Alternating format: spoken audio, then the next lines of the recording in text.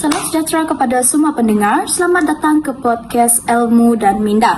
Hari ini kita akan berbincang tentang satu topik yang sangat menarik, iaitu neuroscience atau dalam bahasa Malaysia, sains saraf, iaitu kajian tentang otak dan sistem saraf manusia. Bersama saya hari ini, 3 orang tetamu istimewa. Yang pertama, Dr. Asma, pensyarah dalam bidang neuroscience. Kedua, Puan Danisha, iaitu pakar psikologi klinikal. Dan yang ketiga, Cassandra, iaitu seorang pelajar dan penyelidik muda dalam bidang neuroscience. Terima kasih kerana sudi bersama kami pada hari ini.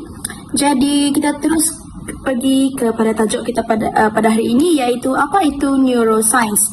Jadi saya ingin bertanya kepada Dr. Asma, boleh doktor jelaskan secara ringkas apakah sebenarnya neuroscience? Okey, terima kasih.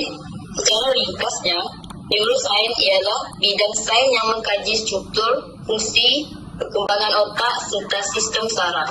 Ia akan membantu kita memahami bagaimana manusia berfikir, mengingati, merasa, emosi dan membuat keputusan. Menarik. Jadi neuroscience bukan sekadar tentang otak, tapi juga tentang tingkah laku manusia. Betul. Apa yang kita lakukan setiap hari, belajar, stres, tidur dan semuanya melibatkan aktiviti otak. Okey, faham. Jadi sekarang saya ingin menanyakan pula kepada Puan Danisha, dari sudut psikologi, bagaimanakah neuroscience membantu memahami tingkah laku manusia? Neuroscience sangat penting dalam psikologi. Contohnya, emosi seperti marah atau gembira berkait rapat dengan bahagian tertentu dalam otak. Jika berlaku ketidakseimbangan kimia dalam otak yang boleh menyebabkan masalah seperti kemurungan atau kebimbangan.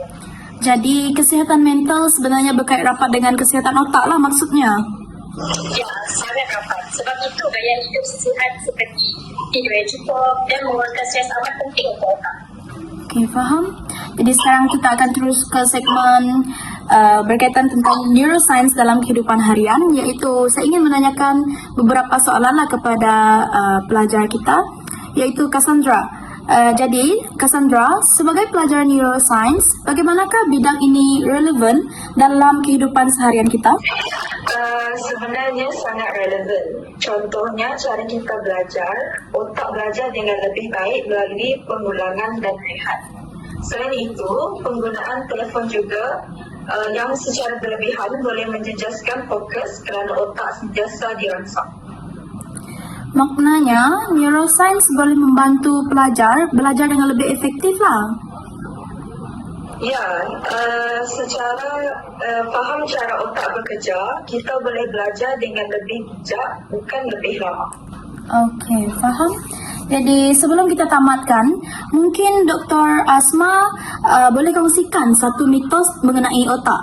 Mitos yang biasa ialah manusia hanya guna 100% otak. Hakikatnya kita menggunakan hampir semua bahagian otak, cuma pada masa dan fungsi yang berbeza. Okey, faham. Jadi sekarang kita pergi ke segmen soal dan jawab, boleh? Okey, jadi saya ingin menanyakan kepada Dr. Asma. Soalan pertama saya sangat mudah lah, sangat mudah. Jadi bila kita sebut tentang neuroscience, ramai yang merasakan neuroscience merupakan satu topik yang susah. Sebenarnya kenapa bidang ini penting untuk orang biasa?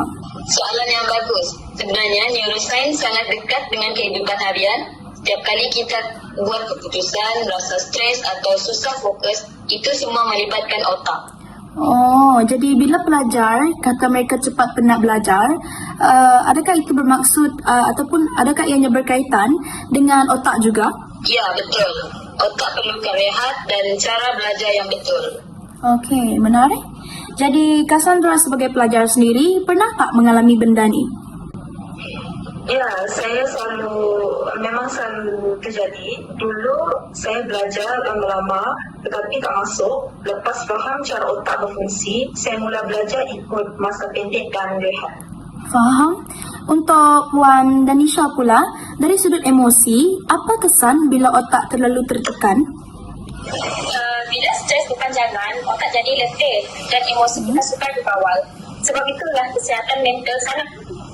Okey, terima kasih kerana sudah sudi menyahut soalan-soalan saya. Jadi, sebagai penutup, jelas bahawa neuroscience membantu kita memahami diri sendiri dengan lebih baik dari cara berfikir, belajar hingga menjaga kesihatan mental. Jadi pada hari ini saya ingin mengucapkan ribuan terima kasih kepada semua narasumber atas perkongsian yang sangat bermanfaat dan terima kasih kepada para pendengar kerana setia bersama kami. Saya Veronica Natasha, jumpa lagi dalam episod Ilmu dan Minda yang seterusnya. Salam sejahtera.